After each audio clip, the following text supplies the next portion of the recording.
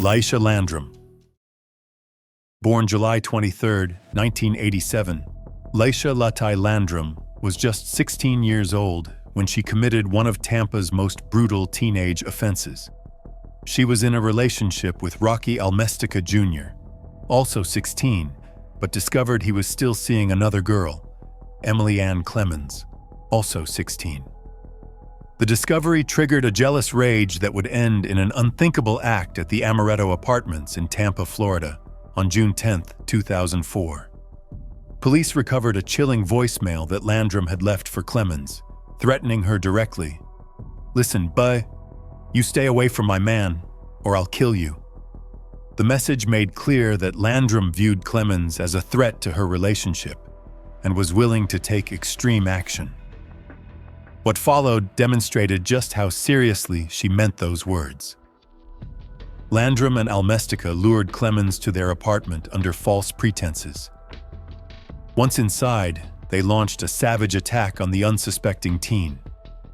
Clemens was struck at least 34 times with multiple objects, including a hammer, kitchen pots, and a boombox, in a prolonged assault that showed no mercy. The injuries were so severe that a piece of her skull was missing, demonstrating the extreme brutality of the attack. The couple then attempted to dispose of the evidence by dumping Clemens' body in a dumpster behind the apartment complex. However, their plan failed when neighbors heard moaning sounds coming from the dumpster and immediately called 911. First responders rushed Clemens to Tampa General Hospital, where she fought for her life but ultimately succumbed to her catastrophic injuries hours later. The medical examiner's report painted a horrific picture of the sustained attack she had endured. What sentences did this teenage couple receive? Landrum was originally sentenced to life without parole on February 20, 2006, making her one of Florida's youngest inmates serving such a harsh sentence. However, her case became subject to review following the landmark Supreme Court decision in Miller v. Alabama in 2012, which ruled that mandatory life without parole sentences for juveniles were unconstitutional. This decision opened the door for thousands of juvenile offenders nationwide to seek resentencing. Landrum's case went through multiple resentencing proceedings over the following years, as courts grappled with how to apply the Miller ruling to her situation. Her attorneys argued that as a juvenile, she deserved the possibility of eventual release, while prosecutors emphasized the brutal nature of the attack and her active role in planning and executing it. The legal process dragged on for nearly 2 decades. Finally, in April 2025, Hillsborough Circuit Judge Robin Fuson sentenced her to 35 years plus 8 years probation, a significant reduction from her original life sentence. With over 20 years already served, and Florida's requirement that inmates serve 85% of their sentence, Landrum could potentially be released around 2034, when she would be in her late 40s. This represents a second chance that her victim, Emily Clemens, will never receive. Her co-defendant, Rocky Almestica, faced a different outcome. Despite also receiving resentencing opportunities under Miller, he had his life sentence reimposed due to poor behavior while incarcerated. In 2016, he was involved in a stabbing incident within the prison, which prosecutors used to argue he remained dangerous and had not been rehabilitated despite his years behind bars. His violent conduct in prison demonstrated to the court that he posed an ongoing threat. From jealousy over a boyfriend to a darker conspiracy, the next case involves an honor student who never made it home. Chloe Marie Thomas. Chloe Marie Thomas was 17 years old when she participated in ending the life of Anne Josette Hill, a promising 16-year-old honor student at the prestigious Cassidy School in Oklahoma. Hill was not just academically successful, she was training therapy dogs to help others and volunteering extensively in her community, embodying the kind of young person everyone hopes their children will become. Her future seemed bright and full of promise before it was cut devastatingly short on April 11, 2014. Thomas was described by her own defense attorney as a very lost soul during court proceedings, suggesting a troubled background that led her down a dark path. She was in a relationship with Reggie Raymond, whose younger brother Chad would become her co-defendant in the heinous act. The conspiracy that unfolded revealed a calculated plan to lure Hill to her demise under completely false pretenses. Thomas and 16-year-old Chad Raymond developed a scheme to get Hill to an Edmond apartment where they could attack her. They used flirtatious text messages sent from Reggie's phone to lure her, inviting her to buy illegal substances so she would arrive with cash in hand. When Hill showed up expecting to see Reggie, she instead found Thomas and Chad waiting for her. Realizing Reggie wasn't there and sensing danger, Hill attempted to leave the apartment immediately. What happened next shocked even experienced investigators. As Hill tried to escape, Chad put her in a chokehold to restrain her. According to testimony presented at trial, Thomas allegedly nodded approval, signaling Chad to continue. Thomas then personally participated, strangling Hill as the teenager fought desperately for her life. The attack continued until Hill stopped breathing. The pair then took disturbing steps to conceal their actions and destroy evidence. They stripped Hill's body completely and rubbed it with Windex in a misguided attempt to eliminate fingerprints and other forensic evidence. Chad then beat her face with a wrench 5 times, presumably to make identification more difficult. They transported the body to a remote location in rural McLean County, Oklahoma, where they believed it would never be found. For over a year, Hill's family endured the agony of not knowing what had happened to their daughter. The case remained unsolved until Hill's remains, just her skull and approximately 24 bones, were finally discovered on April 30th, 2015, more than a year after she disappeared. The discovery brought some answers, but also fresh horror, as the family learned the truth about her final moments. Thomas turned herself in to authorities on October 10, 2014, 6 months after the offense but before the body was found. She confessed to investigators, providing details about the planning and execution of the attack. Her confession was crucial in piecing together what had happened and led to charges against both defendants. Her trial took place in November 2016 in Oklahoma County. The prosecution sought a first-degree conviction, which would have resulted in an even harsher sentence. However, the jury acquitted her of first-degree charges, but convicted her of second-degree ending of Hill's life, finding that while she participated in the offense, the evidence didn't support the highest level of premeditation the state alleged. Judge Cindy Truong sentenced Thomas to life in prison with no credit for the time she had already served while awaiting trial, making her punishment even more severe. The judge clearly wanted to send a message about the heinous nature of the offense and Thomas's active participation. Her co-defendant, Chad Raymond, chose a different legal strategy. He pleaded guilty and received 35 years, avoiding trial and the possibility of a life sentence. His cooperation with prosecutors may have contributed to his lighter sentence compared to Thomas, who went to trial and was convicted.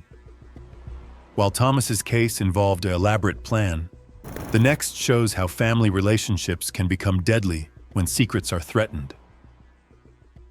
Rachel Scarlett Mullenix.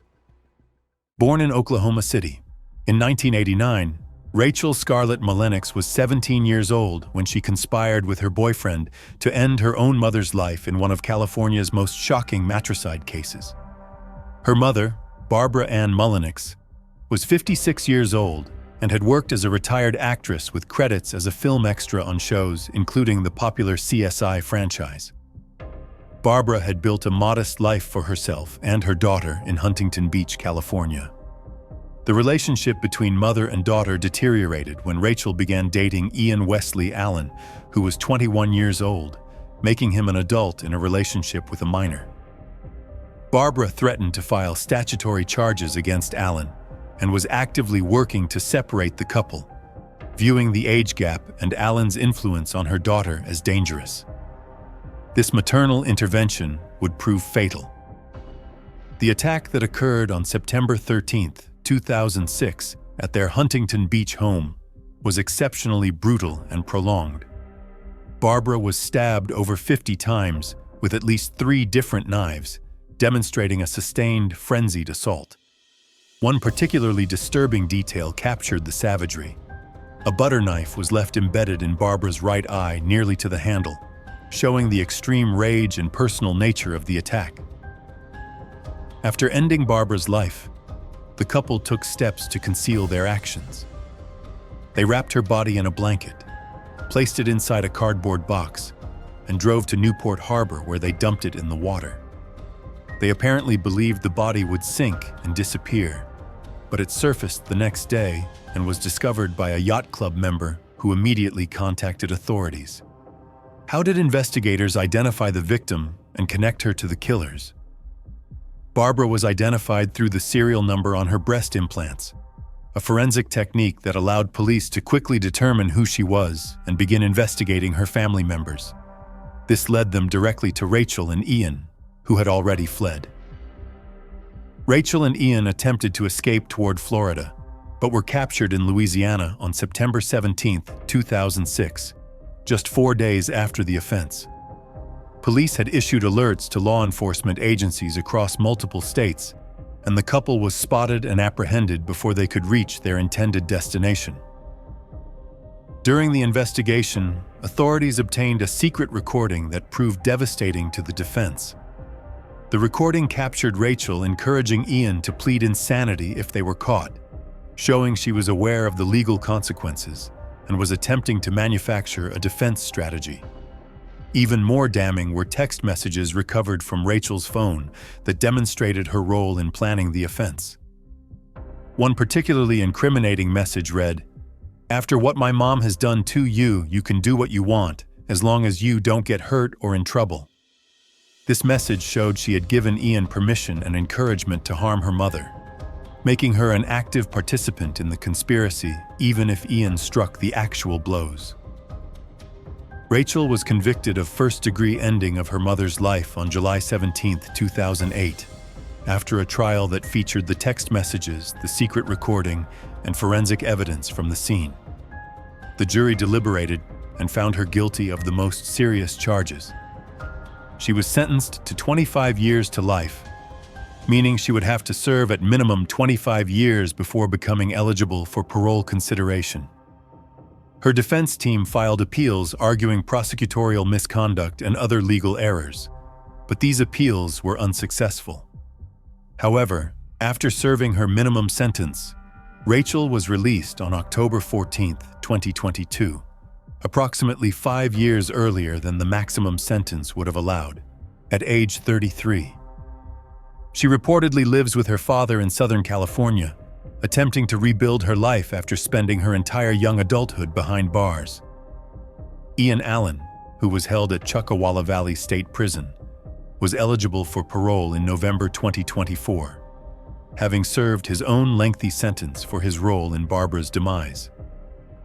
From a case of parental conflict to one of the youngest life sentences in recent history, the next involves a 14-year-old and a family secret.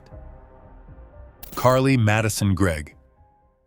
In one of the most shocking and recent cases, Carly Madison Gregg was just 14 years old when she ended her mother's life and attempted to take her stepfather's as well on March 19, 2024, in Rankin County, Mississippi. Her mother, Ashley Nicole Smiley, was 40 years old and worked as a mathematics teacher at Northwest Rankin High School, where she was beloved by students and colleagues. The catalyst for the tragic events was a discovery about Carly's secret behavior.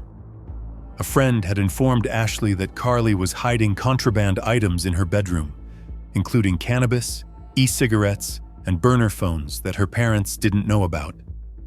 This revelation prompted Ashley to confront her daughter about the hidden items, setting in motion a chain of events that would end in violence. The confrontation occurred at their home at approximately 4 p.m. Gregg retrieved her mother's .357 Magnum from under her parents' mattress, showing premeditation and knowledge of where the firearm was stored. She confronted her mother in the kitchen and shot her in the face, with home surveillance audio capturing the sound of 3 gunshots. Ashley died almost instantly from the devastating wounds. What did Carly do immediately after ending her mother's life? In a chilling display of calculated behavior, she texted her stepfather Heath Smiley from her mother's phone, writing, "Are you almost home, honey?" The message was designed to lure him home unsuspecting. She then invited a friend to come over to the house. According to testimony, when the friend arrived, Greg reportedly asked, "Are you squeamish around dead bodies?" This disturbing question suggested she was showing off her actions rather than expressing remorse or calling for help. The friend's testimony about this question would prove crucial at trial. When Heath arrived home at 5:03 p.m., Greg ambushed him as he entered, shooting him in the shoulder and trapezius area, the bullet passing less than 6 inches from his face. Heath, a grown man, managed to fight back despite being wounded. He disarmed Carly and wrestled the weapon away from her. Greg then fled the house before police arrived. She was arrested nearby without incident shortly after fleeing. Police found her walking in the neighborhood and took her into custody. She was charged as an adult despite being just 14 years old due to the severity of the offenses and Mississippi law regarding violent juvenile offenders. At her trial in September 2024, the defense presented multiple psychiatrists who testified that Greg had experienced a psychotic break and suffered from bipolar disorder that explained her actions. They argued she was legally insane at the time and couldn't appreciate the wrongfulness of her conduct. However, the prosecution brought their own expert witness.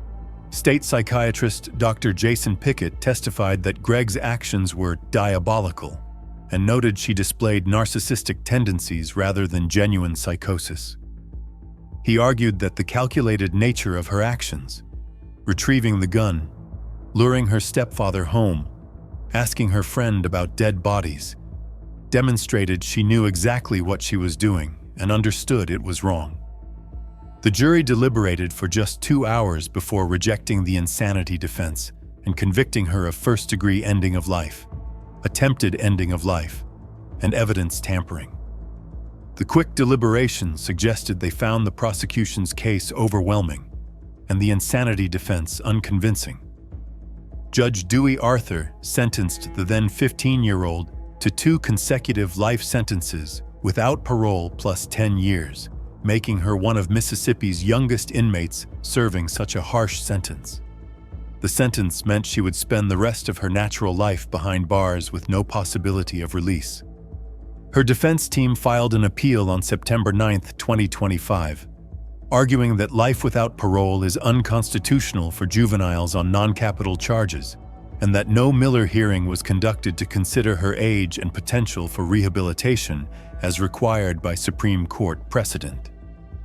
The appeal remains pending before the Mississippi Supreme Court.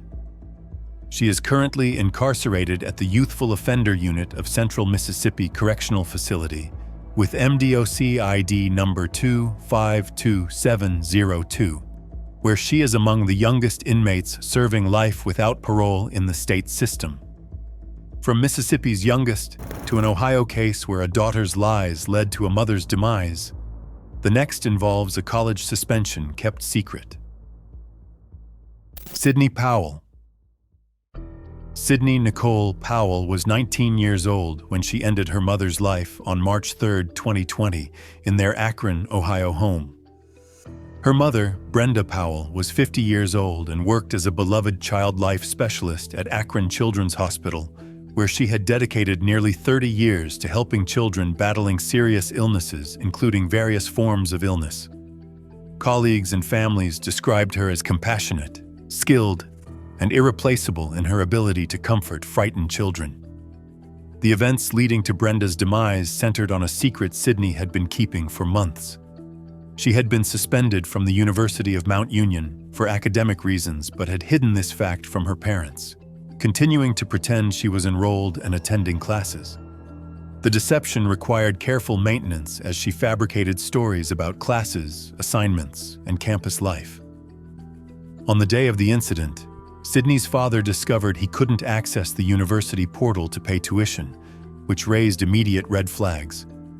When he couldn't resolve the issue online, he contacted university officials to find out what was wrong with the account. Brenda came home from her hospital shift to discuss the situation with Sydney and get to the bottom of what was happening.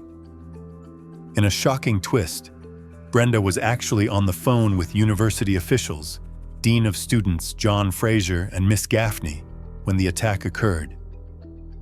The university staff heard the confrontation escalate, then heard yelling and screaming that prompted them to immediately call police. This timing proved crucial in establishing a precise timeline of events. Sydney attacked Brenda with a cast-iron skillet, striking her repeatedly in the head. When her mother was stunned and defenseless from the blunt force blows, Sydney stabbed her nearly 30 times in the neck with a steak knife in a frenzied attack. Brenda was rushed to the hospital, but died from the catastrophic injuries. When police arrived, Sydney was found collapsed in the driveway in what the defense described as a catatonic state, suggesting she had experienced some kind of psychological break following the attack. This condition would become central to her defense strategy. At trial in September 2023, the defense presented 3 mental health experts who testified Powell was out of touch with reality at the time of the offense and could not appreciate the wrongfulness of her actions. They argued she had experienced a psychotic episode triggered by the stress of her lies being exposed and should be found not guilty by reason of insanity. However, the jury deliberated for 9 hours and 23 minutes before rejecting the insanity defense and convicting her of the charges. They apparently found the prosecution's evidence more convincing than the defense's psychiatric testimony. She was sentenced to life with the possibility of parole after 15 years, meaning she could potentially be released around 2035. Remarkably, Sydney's father, Stephen, begged prosecutors not to pursue the charges, believing his daughter genuinely had experienced psychosis and needed psychiatric treatment rather than prison. His plea demonstrated the impossible position he found himself in, having lost his wife and facing the prospect of losing his daughter to prison. The case took a dramatic turn in December 2024, when the 9th District Court of Appeals reversed the conviction, finding the trial court had made a critical error. The appeals court ruled that the defense should have been allowed to present surrebuttal testimony to respond to the prosecution's rebuttal witnesses, and denying this opportunity violated her right to a fair trial. Summit County Prosecutor Elliot Kolkovich appealed the reversal to the Ohio Supreme Court, arguing the trial court acted properly and the conviction should stand. The Ohio Supreme Court heard oral arguments in approximately January 2026, and a ruling is pending as of February 2026. Powell remains incarcerated while awaiting the court's decision on whether she will receive a new trial. While Sydney's case involved a college secret, the next shows how multiple domestic disputes can escalate to unthinkable family tragedy. Cassie Bjorhe. Cassandra Cassie Bjorhe was 17 years old when she and her boyfriend, Johnny Hero Ryder, 19, ended the lives of her grandparents in their Lawrenceville, Georgia, home on April 1, 2017. Randall Bjorhe, 63, and Wendy Woodruff Bjorhe, 63, had been caring for Cassie despite ongoing behavioral issues that had brought police to their residence repeatedly. The frequency of police involvement painted a disturbing picture. Police had responded to the Bjorhe home 31 times between October 2015 and March 2017, more than once per month. Of those calls, 18 were specifically for runaway reports involving Cassie, showing she repeatedly fled the home, likely to be with Johnny Ryder.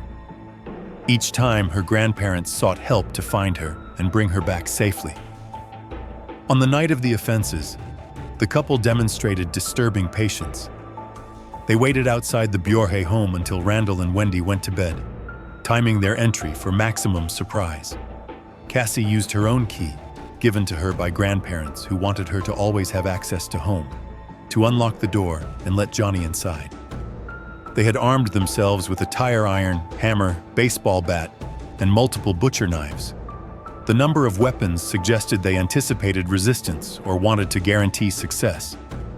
The premeditation was clear. This wasn't a spontaneous act, but a calculated plan they had discussed and prepared for. Johnny attacked Randall while Cassie dragged Wendy into the bedroom, separating the couple. Both victims had their throats cut in the attack, injuries that would have been fatal even without the additional trauma from the other weapons. What did the couple do after the attacks? In a shocking display of callousness that horrified investigators, the teens caulked doors and windows to contain the smell of decomposition so they could remain in the house without arousing suspicion from neighbors. They stayed in the home for approximately 1 week, sleeping in beds, eating from the refrigerator, and living as if nothing had happened while 2 bodies decomposed upstairs. During that week, they even hosted a party where friends came over and socialized, completely unaware that Randall and Wendy's bodies were in the bedrooms above them. The ability to maintain this facade demonstrated a disturbing level of detachment. The offenses were discovered on April 8, 2017, when Johnny attacked his own sister Mindy and her boyfriend with a baseball bat in a separate incident that brought police attention. When investigators began looking into Johnny's recent activities, the trail led them to the Biorhe residence. Both were apprehended on April 9, 2017, after a tense SWAT standoff. They were found with self-inflicted knife wounds, having apparently attempted to end their own lives when they realized capture was imminent. Both defendants pleaded guilty to 2 counts of felony charges to avoid facing the ultimate punishment. On February 2, 2018, Judge Deborah Turner sentenced each to 2 consecutive life sentences plus 21 years, with parole eligibility after 60 years. This means they would be approximately 79 years old before they could even be considered for release. Judge Turner expressed her profound shock during sentencing, specifically noting they caulked areas so that you could make sure the smell of decaying human flesh wouldn't be noticed. Her words captured the calculated nature of their actions and their complete lack of humanity.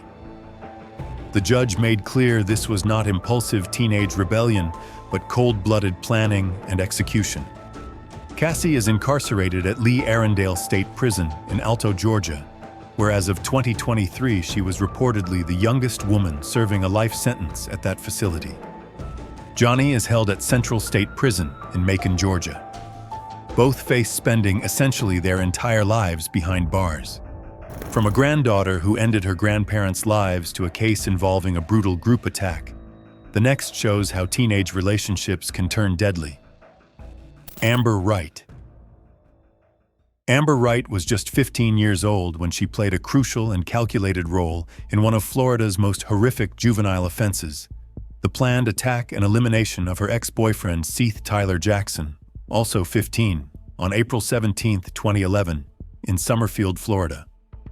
The case involved 5 teenagers working together in a conspiracy that shocked the state, demonstrating how teenage relationships and group dynamics can escalate to unthinkable violence. The relationship between Wright and Jackson had ended, but the aftermath would prove deadly. Wright had become involved with a dangerous social circle that included Michael Bargo, 18, who harbored intense hostility toward Jackson. The group also included Kyle Hooper, 16, Justin Soto, 20, and Charlie K. Ely, 18, all of whom would become co-defendants. Wright lured Jackson to Charlie K. Ely's home under false pretenses, telling him she wanted to reconcile their relationship and spend time together like they used to. Jackson, still having feelings for his ex-girlfriend and hoping they might get back together, trusted her invitation completely and walked directly into a carefully orchestrated trap. What awaited Jackson was an immediate and overwhelming ambush. The moment he entered the home, he was set upon by multiple attackers. He was beaten with wooden objects and an axe handle in a sustained attack that left him with severe injuries. The attackers showed no mercy as they struck him repeatedly. The ringleader, Michael Bargo, then shot Jackson multiple times with a firearm. Despite suffering from gunshot wounds and the brutal beating, Jackson demonstrated incredible will to survive. He somehow managed to attempt an escape from the home, stumbling toward the door in a desperate bid for freedom. However, his attackers pursued him and dragged him back inside. He was then shot to death in a bathtub, where the group apparently hoped to contain the evidence. But ending Jackson's life wasn't enough. In a display of callousness that shocked investigators, Bargo broke Jackson's knees with blunt force so his body would fit into a sleeping bag for disposal. The group then burned the body in a fire pit for hours, attempting to destroy all physical evidence. After the burning was complete, they placed the charred remains in 5-gallon paint cans and dumped them in a quarry, convinced the evidence would never surface. In the days following Jackson's disappearance, the conspirators went about their lives as if nothing had happened. They attended school, posted on social media, and interacted with Jackson's worried family members while knowing exactly what had happened to him. Wright was convicted of first-degree charges in June 2012 and sentenced to life without parole despite being just 15 at the time of the offense. The severity reflected the calculated nature of her involvement. She had specifically lured Jackson to his demise, knowing exactly what awaited him. Her betrayal was seen as particularly egregious because she exploited his trust and lingering feelings. However, her conviction was overturned in 2014 due to constitutional violations related to how her interrogation was conducted. The appeals court found that police had violated her Miranda rights during questioning, requiring that her conviction be set aside. She was retried in January 2016, convicted again on the same charges, and resentenced to life with parole eligibility after 25 years, meaning her first opportunity for release would come approximately in 2041, when she would be in her mid-40s. The resentencing reflected the Supreme Court's ruling in Miller v. Alabama that mandatory life without parole for juveniles was unconstitutional. She is currently incarcerated at Homestead Correctional Institution with Florida Department of Corrections inmate IDU 46099, where she has now spent over a decade behind bars. Prison officials report she has participated in educational programs and maintained relatively good behavior. Her co-defendants received varying sentences. Michael Bargo, as the ringleader who personally shot Jackson, received the ultimate punishment and currently sits on death row awaiting his fate. Kyle Hooper received life with parole review after 25 years, similar to Wright's eventual sentence. Justin Soto received life without parole for his participation. The Seth Jackson case became a cautionary tale about teenage relationships, revenge, and how group dynamics can enable horrific acts that individuals might never commit alone. While Wright played a key role by luring the victim, her co-defendant Charlie K. Ellie's case took a dramatically different turn that highlights issues with legal representation in juvenile cases. Charlie K. Ely. Charlie K. Ely was 18 years old when Seth Tyler Jackson was brutally attacked and eliminated at her Summerfield, Florida home on April 17, 2011. Her case would take a dramatically different trajectory than her co-defendants, ultimately resulting in an outcome that shocked the victim's family and raised important questions about legal representation, constitutional rights, and fairness in the criminal justice system.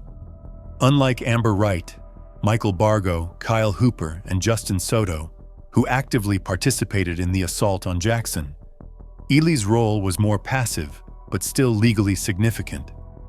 She owned the residence where the offense occurred and was present during the attack. Under Florida's broad felony accomplice laws, providing the location and being present during the commission of a serious offense was enough to charge her with the same severity as those who actually struck the blows and pulled the trigger. Ely was originally sentenced to life without parole on October 17, 2011, less than 6 months after the offense took place. At just 18 years old, she faced spending the rest of her natural life behind bars for allowing her home to be used for such a heinous purpose. She joined her co-defendants in Florida's prison system, all facing decades or lifetimes of incarceration for their roles in Jackson's demise. However, years into serving her sentence, Ely's case began to unravel in ways that would prove unprecedented. Federal courts examining her conviction discovered serious constitutional problems with her legal representation at trial. Federal courts found she had received ineffective assistance of counsel, a legal determination meaning her trial attorney had failed to provide the minimum level of competent representation required by the Sixth Amendment to the U.S. Constitution. The ineffective assistance finding was based on multiple failures by her trial attorney. Her lawyer had missed critical opportunities to challenge evidence, failed to present important mitigating factors about her limited role compared to the others, and didn't adequately explain to the jury that she hadn't personally harmed Jackson. These errors were not mere tactical decisions that could be second-guessed. They were fundamental breakdowns in the attorney's duty to provide adequate representation. Making the situation even more troubling, Ely's trial attorney was later suspended from practicing law due to professional misconduct in other cases. This suspension raised serious questions about whether the attorney had been providing competent representation to any clients during the period when Ely's trial took place. The State Bar's finding of misconduct suggested systemic problems with this attorney's practice that may have affected multiple defendants. Given these constitutional violations, Ely's conviction was vacated, and she was granted the opportunity for either a new trial or a negotiated plea deal. After spending nearly a decade in prison, she faced a critical decision about how to proceed. Rather than risk the uncertainty of another trial, where she might be convicted again and receive another life sentence, she opted to negotiate with prosecutors. Her new attorney for the plea proceedings was Jose Baez, the high-profile defense attorney nationally known for representing Casey Anthony in another notorious Florida case that ended in acquittal. Baez's involvement brought significant media attention to Ely's case and demonstrated that she now had competent, experienced representation that had been lacking during her original trial. Ely pleaded guilty to second-degree charges in June 2020, accepting responsibility for her role in the offense while avoiding the risk of another life sentence. The plea agreement acknowledged her limited participation compared to those who actively attacked Jackson. She admitted she had allowed her home to be used and had failed to intervene or call for help when she realized what was happening. The outcome of the plea agreement was remarkable and controversial.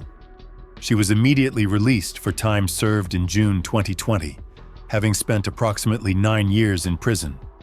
Her release came while her co-defendants, Amber Wright, Michael Bargo on death row, Kyle Hooper, and Justin Soto, remained behind bars serving their lengthy sentences with no immediate prospect of freedom. Since her release in 2020, Ely has maintained an extremely low profile. She has not given media interviews, does not appear to have an active social media presence, and has apparently attempted to quietly rebuild her life away from public scrutiny. Whether she has expressed remorse for her role in allowing her home to be used for Jackson's demise, or whether she has reached out to his family, remains unknown. From a case involving multiple teenagers to one involving a teenage girl and an older boyfriend, the next shocked Clear Lake, Texas. Christine Paulilla. Born March 31, 1986, Christine Paulilla's transformation from bullied outcast to convicted offender represents one of Texas's most notorious and complex juvenile cases that continues to fascinate and horrify people decades later. She suffered from alopecia universalis, a rare autoimmune condition that caused her to lose all her hair, eyebrows, and eyelashes at a young age, forcing her to wear wigs and thick glasses throughout her childhood and teenage years. This medical condition, completely beyond her control, made her a target for relentless and severe harassment at school from cruel classmates. Paulilla endured years of torment, mockery, and social isolation as students ridiculed her appearance and excluded her from social activities. Her life changed dramatically when popular students Rachel Colorutis and Tiffany Rowell befriended her at Clear Lake High School, taking her under their wing in an act of genuine kindness. They gave her a complete makeover, helping her choose better wigs that looked more natural, teaching her makeup techniques to enhance her features, and including her in their social circle, where she finally felt accepted. The transformation was so complete and her confidence so improved that she was voted Miss Irresistible in 2003, representing a stunning reversal from her previous status as a social outcast whom others avoided. That same year, Paulilla began dating Christopher Lee Snyder, who was 21 years old, 4 years her senior, and had an extensive history of legal troubles, including arrests and convictions. The relationship would prove toxic, destructive, and ultimately deadly for multiple innocent people. On July 18, 2003, when Paulilla was just 17 years old, she and Snyder went to Tiffany Rowell's modest Clear Lake home, where 4 young people had gathered for what should have been an ordinary summer evening. Rachel Colorutis and Tiffany Rowell, the 2 girls who had befriended Christine and transformed her life, plus Marcus Ray Priscilla, 19, and Adalbert Nicholas Sanchez, 21. Using a 9mm pistol and a .38 revolver they had brought specifically for this purpose, Paulilla and Snyder shot all 4 victims, firing between 20-40 shots in a chaotic barrage of gunfire that left the small home covered in shell casings, blood evidence, and bullet holes. The scene was one of complete carnage that shocked even veteran homicide detectives. Rachel Colorutis, despite being shot multiple times and gravely wounded, demonstrated incredible will to survive. She attempted to crawl toward a phone to call for help and identify her attackers. Paulilla saw her former friend, one of the girls who had shown her kindness when others mocked her, trying desperately to save herself and summon help. Rather than show mercy or flee, Paulilla beat Rachel to death with the butt of a revolver, bashing in her skull with repeated blows until she stopped moving and could no longer call police or identify them. The brutality of finishing off someone who had befriended her demonstrated how far Paulilla had fallen under Snyder's influence. The case went completely cold for 3 years with no arrests despite extensive investigation by Clear Lake Police and Harris County authorities. Investigators had forensic evidence but no suspects, and the case frustrated them as they pursued dead-end leads. During this time, Paulilla's life continued in ways that seemed normal on the surface. She entered rehabilitation for substance issues in 2004, recognizing she needed help. She married Stanley Justin Rott in 2005 in what appeared to be a fresh start. She also came into a substantial $360,000 trust fund that provided financial security and opportunities. On the second anniversary of the offenses in 2005, Paulilla watched news coverage of the still unsolved case as reporters detailed the 4 victims and the ongoing investigation. The guilt apparently became overwhelming, and she confessed everything to her husband Stanley, telling him the full truth about what she and Snyder had done that night in 2003. Whether Stanley immediately went to police or kept the secret for a time remains unclear. An anonymous tip to Crime Stoppers in July 2006, 3 years after the offenses, finally broke the case open, leading investigators directly to Paulilla as a suspect.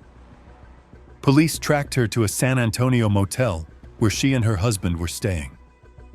When they searched the room, police found 70 vials of heroin, demonstrating her ongoing severe substance dependency that had apparently contributed to or enabled the original offenses, and continued to plague her life years later.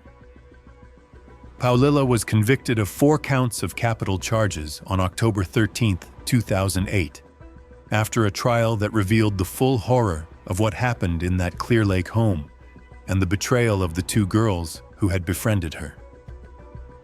The jury heard testimony about the ballistics evidence, the brutality of the beatdown of Rachel Coloradis, and Paulilla's role in the quadruple offense. Because she was 17 at the time of the offenses, she was ineligible for the ultimate punishment under Texas law, which prohibits executing offenders who were juveniles at the time of their crimes. She was automatically sentenced to life in prison as required by statute. Her co-defendant Christopher Snyder never faced trial or accountability. He took his own life before police could arrest him, escaping justice for his role in the quadruple elimination and leaving Paulilla to face the consequences alone. Paulilla is currently incarcerated at Christina Melton Crane Unit in Gatesville, Texas, with state ID number 07188577, where she has now served over 16 years behind bars. Her parole eligibility date is July 22, 2046, when she will be 60 years old, meaning she must serve over 40 years total before even being considered for release. Given the severity of her offenses, the number of victims, and the betrayal of people who had helped her, parole is considered highly unlikely, even if she reaches that date. The families of her 4 victims have vowed to appear at any parole hearing to ensure she remains incarcerated. If you've made it this far and enjoy deep dives into the most shocking criminal cases, hit that subscribe button and don't forget to press the bell icon. From a quadruple case in Texas to one that sparked national debates about wrongful convictions, the next involves a daughter accused in her mother's demise. Nora Jackson. Nora Jackson was 18 years old when she was accused of ending the life of her mother, Jennifer Jackson, 39, a successful Memphis investment banker who was stabbed more than 50 times in her East Memphis home on June 5, 2005. The case against Nora was entirely circumstantial, with no DNA evidence connecting her to the crime scene, and significant questions about her guilt that continue to this day. The prosecution's case relied heavily on indirect evidence rather than physical proof. Nora had a cut on her hand the night of the offense, which prosecutors argued came from the struggle with her mother. Surveillance footage showed her buying first aid supplies at Walgreens at 4 a.m., behavior they claimed was suspicious. The state argued the motive was that Jennifer was planning to send Nora away to restrict her wild child lifestyle involving parties and relationships. However, the defense pointed to serious problems with the state's case. DNA from 2 unidentified females was found at the crime scene, suggesting other people had been present. A blonde hair was found clutched in Jennifer's hand, but Nora's hair is brown, and this crucial piece of evidence was never tested by investigators, raising questions about what it might have revealed. Judge Christopher Kraft presided over the trial and stated the prosecution's theory of motive was that Jennifer was going to send Nora somewhere where she wouldn't be able to have intimate relations and use controlled substances. This theory of teenage rebellion leading to matricide became the foundation of the state's case despite the lack of physical evidence. Nora was convicted of second-degree charges on February 21, 2009, after a trial that featured the circumstantial evidence and character attacks on her lifestyle. She was sentenced to 20 years and 9 months in prison, facing the prospect of spending her prime adult years behind bars for a crime she maintained she didn't commit. What led to her conviction being overturned? The Tennessee Supreme Court examined her case on appeal and discovered serious constitutional violations. On August 22, 2014, the court unanimously overturned her conviction due to prosecutorial misconduct by Amy Weirich, who later became Shelby County District Attorney. Weirich had violated Nora's Fifth Amendment right to remain silent during closing arguments. Specifically, Weirich told the jury during her closing statement, "Just tell us where you were. That's all we're asking, Nora." This comment improperly drew attention to Nora's decision not to testify, which is a constitutional right that prosecutors are forbidden from mentioning. The Supreme Court found this violation was not harmless error, but fundamentally unfair. Additionally, the court discovered the prosecution had withheld exculpatory evidence from the defense, information that might have helped prove Nora's innocence or at least created reasonable doubt. This Brady violation, named after the Supreme Court case establishing prosecutors must share favorable evidence, further undermined the conviction's validity. Rather than face a retrial with the prospect of being convicted again, Nora's attorneys negotiated an unusual resolution. On May 20, 2015, she signed an Alford plea to voluntary manslaughter. An Alford plea is a legal mechanism where a defendant maintains their innocence while acknowledging the prosecution has enough evidence that a jury might convict. She was released in August 2016 after serving approximately 11 years behind bars. During her incarceration, she had worked with the Innocence Project, earned her GED, and was applying to colleges to continue her education. She has consistently maintained her innocence and believes someone else ended her mother's life. Since her release, Nora has attempted to rebuild her life, reportedly living in Brooklyn, New York. She has sought access to her mother's $1.5 million estate, which family members have attempted to block, arguing she shouldn't benefit from a crime she was convicted of committing, despite her maintained innocence and the overturned conviction. Her case took another troubling turn when she was arrested on substance-related charges in Kentucky, though details of that case remain limited.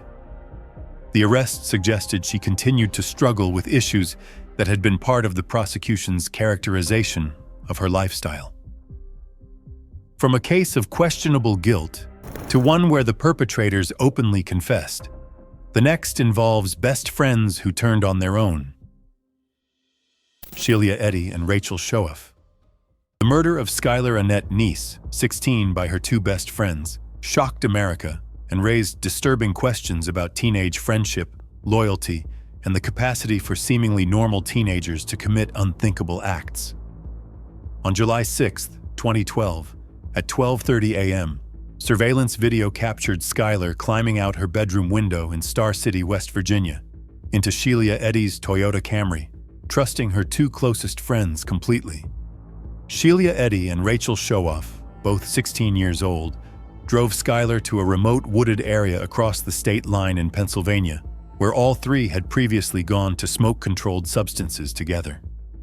The location was familiar and seemed safe to Skylar, who had no idea what her friends had planned. When Skylar turned around to walk back to the car to retrieve a lighter, Eddy and Shoaf counted to 3 and attacked with knives they had hidden in towels. Skylar was stabbed over 50 times in a frenzied assault that demonstrated extreme rage. During the attack, she briefly managed to grab Shoaf's knife and stabbed her above the ankle before being overpowered by both attackers. According to Shoaf's later confession, Eddy continued stabbing until Skylar's neck stopped making weird sounds, a chilling detail that revealed the calculated nature of ensuring she was deceased. Unable to bury the body in the rocky ground as they had planned, they covered it with branches and debris, then left. For the next 6 months, both girls engaged in an elaborate deception. They posted social media messages expressing concern for their missing friend, asking if anyone had seen her. Eddy even helped Skylar's parents, Dave and Mary Neese, distribute missing person flyers around the community, pretending to be a concerned friend, desperately hoping for Skylar's safe return. The facade began to crack when Rachel Shoaf suffered a nervous breakdown in January 2013. Unable to live with the guilt any longer, she confessed to authorities and led police to Skylar's remains in the Pennsylvania woods. The confession finally gave the Neese family answers about what had happened to their daughter. Why did they commit such a heinous act against their best friend? At her May 2023 parole hearing, Shoaf revealed a previously unknown motive. She and Eddy were in a romantic relationship and feared Skylar would out them to their classmates and families. The Neese family disputes this explanation, noting that Schuyler had a lot of gay and lesbian friends and would likely have been supportive rather than judgmental. Sheila Eddy pleaded guilty to first-degree charges on January 24, 2014, receiving life in prison with parole eligibility after 15 years. Her first parole hearing is scheduled for May 2028. During her sentencing, she showed no remorse whatsoever and declined to address the court or Schuyler's family, maintaining a cold demeanor that horrified observers. Rachel Shoaff pleaded guilty to second-degree charges on May 1, 2013, receiving 30 years with parole eligibility after 10 years because of her cooperation and confession. She did apologize to the Neese family, stating, "That was not the real me. I loved her." Dave Neese responded bluntly, "She can take her apologies and sit on them." Shoaff's parole was denied in May 2023 and again in July 2024. She waived her June 2025 hearing, with her next eligibility coming in June 2026. Over 33,000 people have signed petitions opposing her release, demonstrating the public's continued outrage over the betrayal of friendship. Both defendants are currently incarcerated at Lakin Correctional Center in West Virginia, where they will remain for the foreseeable future. The case prompted West Virginia to pass Schuyler's Law in May 2013, eliminating the 48-hour waiting period before teenagers can be officially classified as missing, allowing police to act more quickly. From best friends who became killers to a case involving Iowa's youngest female offender, the next shows how even a 14-year-old can receive life without parole. Ruth Ann Veal. Ruth Ann Lidvina Veal, born July 20, 1978, was just 14 years old when she committed an act that would make her Iowa's youngest female in the adult correctional system. On June 15, 1993, she was a runaway from a Mason City juvenile facility when she ended the life of Catherine Haynes, 66, a retired University of Northern Iowa librarian. While evading police through a residential neighborhood in Waterloo, Iowa, Veal entered Haynes's home and stabbed her 23 times, attacking the elderly woman in her own home, where she should have been safe. The brutal nature of the attack, 23 separate stab wounds, demonstrated a level of violence shocking for someone so young. After ending Haynes's life, Veal didn't immediately flee. She stole Haynes's car and credit cards, then made long-distance calls from the residence to friends and family members, apparently unconcerned about being caught. She spent the following days driving around Iowa using the stolen credit cards to buy clothes, shoes, and other items, as if on a shopping spree. During this time, she told an acquaintance she had killed someone and stabbed a lady, casually revealing her crime in conversation. This statement would later be used as evidence against her when she was apprehended. Convicted of first-degree charges in May 1994, she was sentenced to life without parole on November 13, 1995, becoming the youngest female in Iowa's adult correctional system at just 17 years old when sentenced. The severity of the sentence reflected both the brutality of the attack and the vulnerable nature of the victim. Following the Supreme Court's Miller v. Alabama decision in 2012, which ruled mandatory life without parole for juveniles unconstitutional, Iowa Governor Terry Branstad commuted her sentence in July 2012 to 60 years. She was then resentenced in December 2013 to life with the possibility of parole, giving her a chance at eventual freedom. After serving 28 years behind bars, Veal was granted work release in November 2020 and parole in June 2021 at age 42. Her release marked a significant milestone. Someone who entered prison as a teenager was finally walking free as a middle-aged woman. However, her freedom would prove short-lived.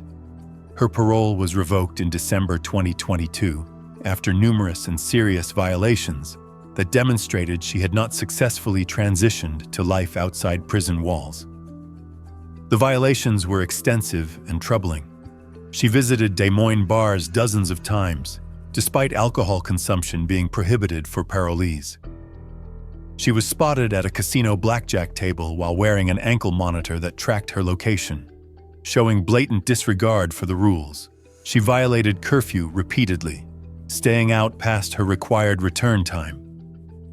Most seriously, she communicated with her brother Peter Leroy Veal, who is serving time for a 2017 double ending in Mason City, despite being explicitly forbidden from contacting him. This violation of no-contact orders demonstrated she was unwilling to follow even basic parole conditions. The parole board determined that after only 18 months of freedom, Veal had proven she was not ready for unsupervised release. She is currently back in Iowa custody, serving the remainder of her life sentence, with the possibility of applying for parole again in the future if she can demonstrate better behavior. From a case of failed reintegration to one involving a teenage girl and her mother in a conspiracy, the next shocked Florida with its brutality. Brittany Angelique Miller. Born June 2, 1993, Brittany Angelique Miller was just 16 years old when she participated in one of Florida's most disturbing cases involving the torture and elimination of Adriana Redon Zimmerman, 19. The case was made even more shocking because Brittany committed the offense alongside her own mother, Tina Brown, and their neighbor, Heather Lee. The conflict began when Zimmerman had a relationship with Brittany's boyfriend, creating jealousy and rage. When Brittany tried to confront Zimmerman about the relationship, Zimmerman used a stun gun in self-defense, escalating the situation further. This initial confrontation set the stage for what would come next. Days later, Tina Brown invited Zimmerman to their Ensley, Florida home under the false pretense of wanting to rekindle their friendship and put the conflict behind them. Zimmerman, hoping to resolve the situation peacefully, accepted the invitation and came to the house trusting she would be safe. Upon arrival, she was immediately attacked. She was beaten with a crowbar, shocked repeatedly with a stun gun, and dragged into a car trunk. The three women then drove her to a remote forested area. There, in an act of unfathomable cruelty, they doused Zimmerman with gasoline and set her on fire. Remarkably and horrifically, Zimmerman survived the initial attack despite being engulfed in flames. Despite burns covering 60% of her body, she demonstrated incredible will to live. She managed to crawl more than a quarter mile through the woods to reach a nearby residence, where she called 911. When first responders arrived, they were shocked to find her alive and lucid enough to identify all three of her attackers by name before losing consciousness. She was rushed to the hospital, where doctors fought to save her life. She survived for 16 days, long enough to give detailed statements to police about what had happened to her. She passed away on April 9, 2010, just 4 days before her 20th birthday. Miller pleaded guilty to first-degree charges and was originally sentenced to life without parole on May 7, 2013. However, following the Miller v. Alabama Supreme Court decision regarding juvenile sentencing, her case was subject to resentencing proceedings. In 2017, after extensive hearings examining her age at the time of the offense, her role in the conspiracy, and her potential for rehabilitation, Miller was resentenced to life with judicial review after 15 years. This means her first opportunity for parole consideration will come approximately in 2028, when she will be in her mid-30s. She is currently incarcerated at Lowell Correctional Institution in Florida with Department of Corrections ID P-48041. The facility is Florida's largest women's prison and has been the subject of numerous investigations for violence and poor conditions. Her mother, Tina Brown, faced even harsher consequences. She was sentenced to the ultimate punishment on September 28, 2012. And following the passing of another woman on Florida's death row in December 2024, Tina Brown became the sole woman on Florida's death row, awaiting her fate. While Miller's case involved a mother-daughter conspiracy, the next involves a teenage girl, her boyfriend, and a twisted love triangle. Catherine Bellflower. Catherine Katie Bellflower was 17 years old when she conspired with her boyfriend Michael Simons, 20, and friend Jeff Hamilton, 20, to end the life of Jenna Simons, née Nanetti, 17, Michael's estranged wife. The motive was chillingly simple. Michael believed he was the beneficiary of Jenna's $100,000 life insurance policy and planned to use the money to buy a house where he and Katie could live together. On October 6, 2002, Jenna arrived at Katie's Livermore, California home to discuss divorce proceedings with Michael, believing they would have a civil conversation about ending their marriage.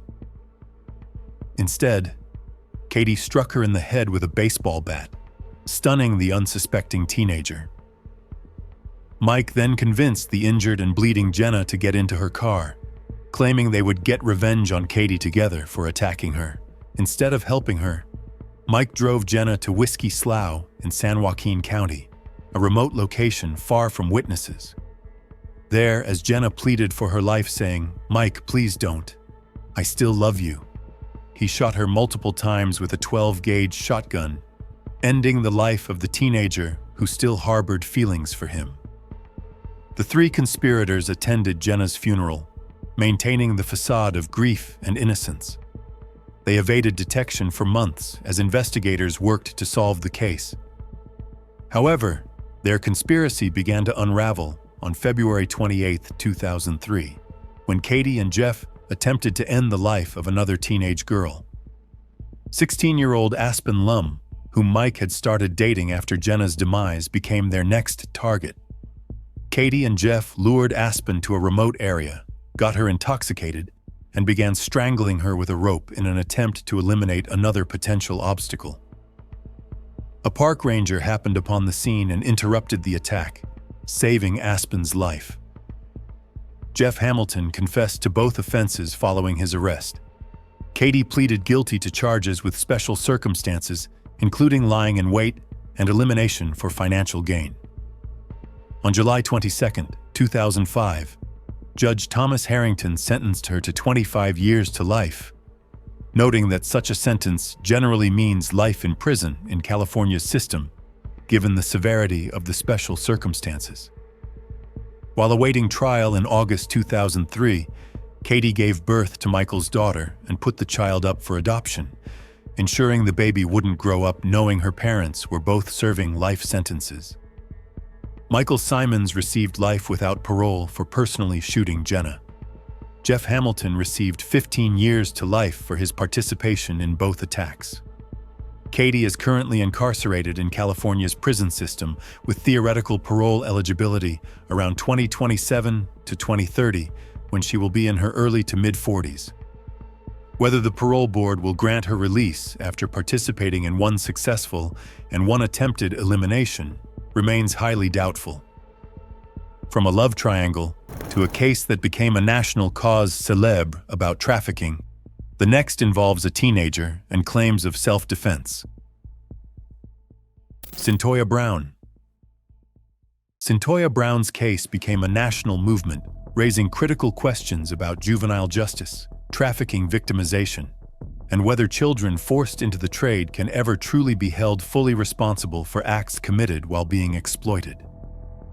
Born January 29, 1988, to a mother who consumed alcohol during pregnancy causing fetal alcohol spectrum disorder, Brown was placed in foster care and became a victim of trafficking by a man named Garyon McLaughlin, known as Cutthroat, when she was just 16 years old.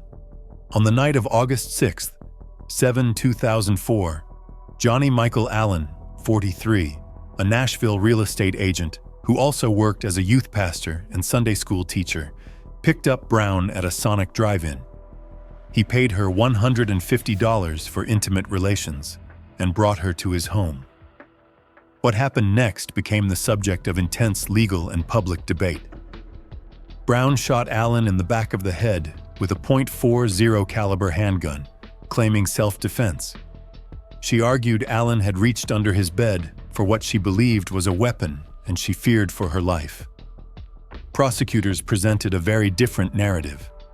They argued Allen was asleep when shot. His body was found with hands under his head and fingers interlocked in a sleeping position.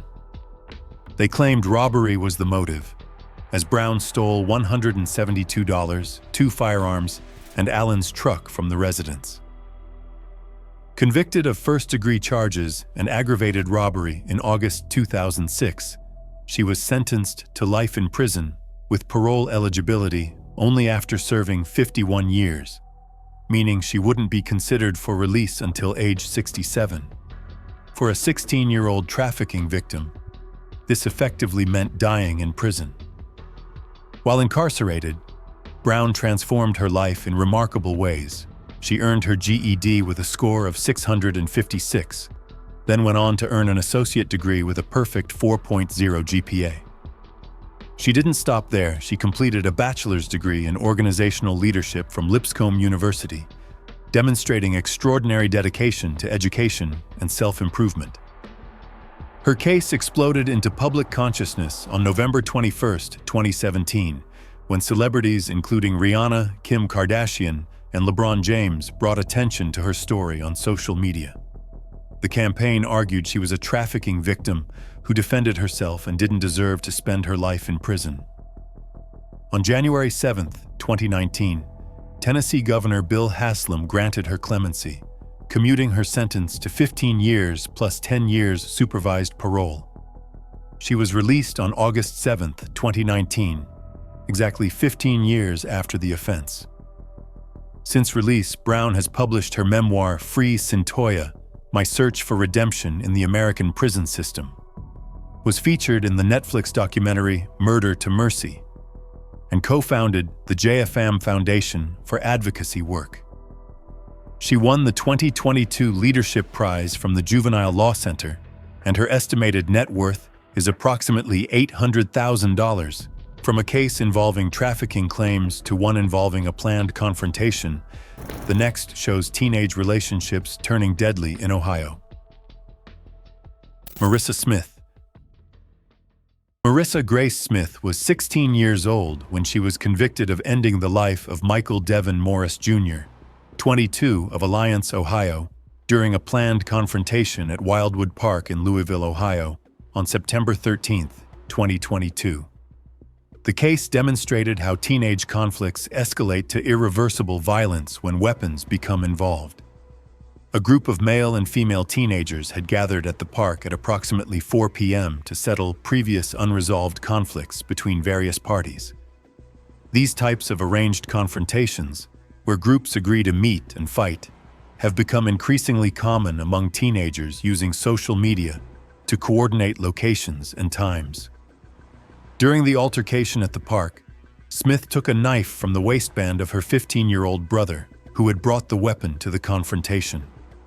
She moved toward Morris while screaming at him, armed with the blade.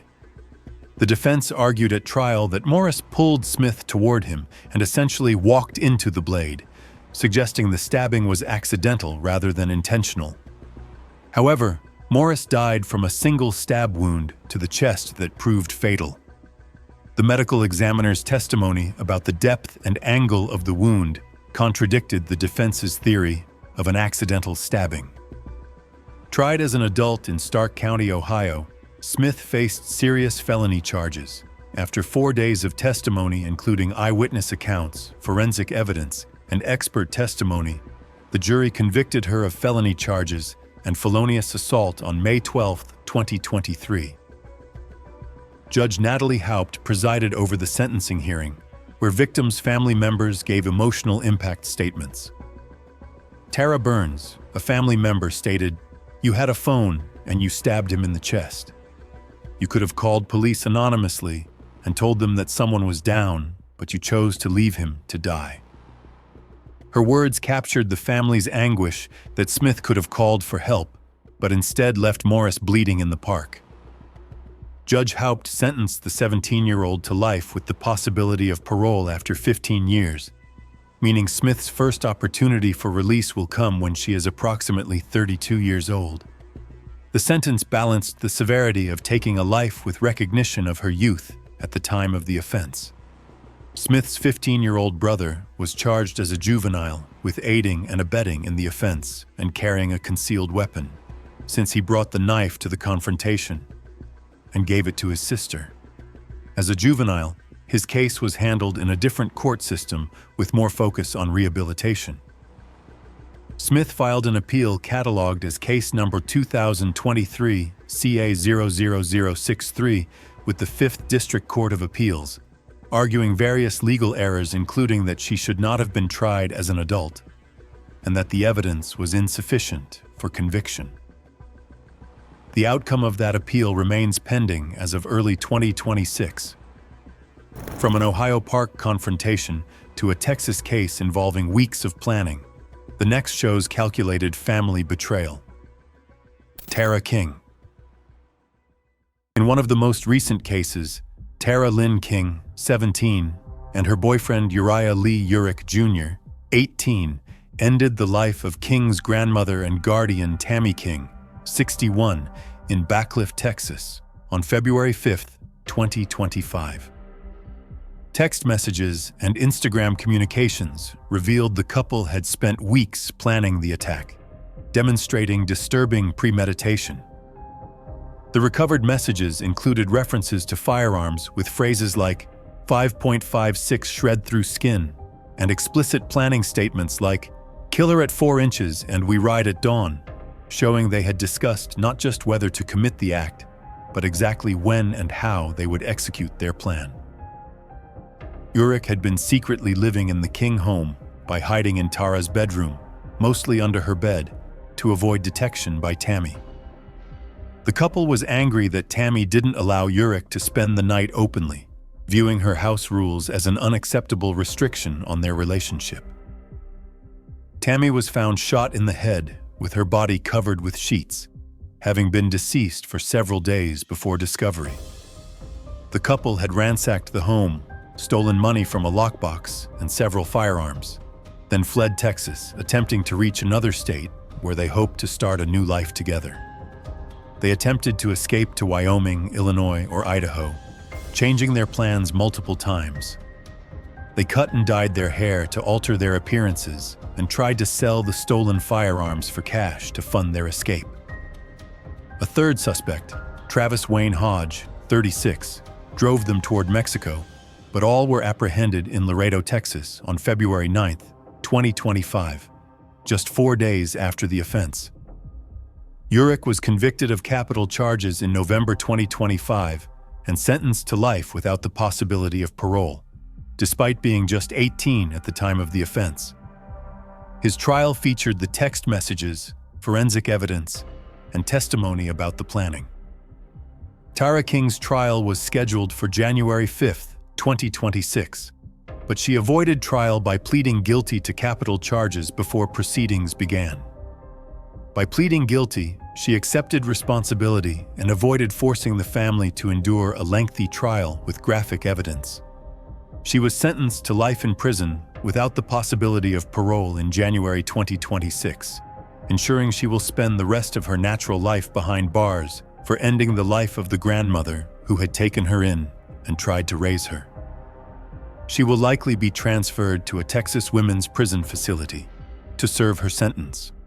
From a recent Texas case to one from the 1990s involving insurance money, the final case shows how greed and teenage manipulation led to matricide. Amber Mary Bray. Amber Mary Bray was 18 years old when she conspired with her boyfriend, Jeffrey Glenn Ayers, 21, to end the life of her own mother, Dixie Lee Hollier, 43, a Warner Brothers Records executive and single mother of 3. Amber had been a Burbank High School honors student and cheerleader, presenting a facade of normalcy while plotting her mother's demise. The motive was chillingly simple: Hollier's $310,000 life insurance policy. Letters between Amber and Jeffrey revealed their plans to use the money to buy a Riverside County home, sports car, and furniture, treating the insurance payout as a ticket to the life they wanted together. At approximately 5 a.m. on January 16, 1996, just 10 days after Amber turned 18, Ayers entered the Hollier home. Amber allegedly left the door unlocked for him. He shot Dixie twice in the head and once in the arm as she slept in her bed.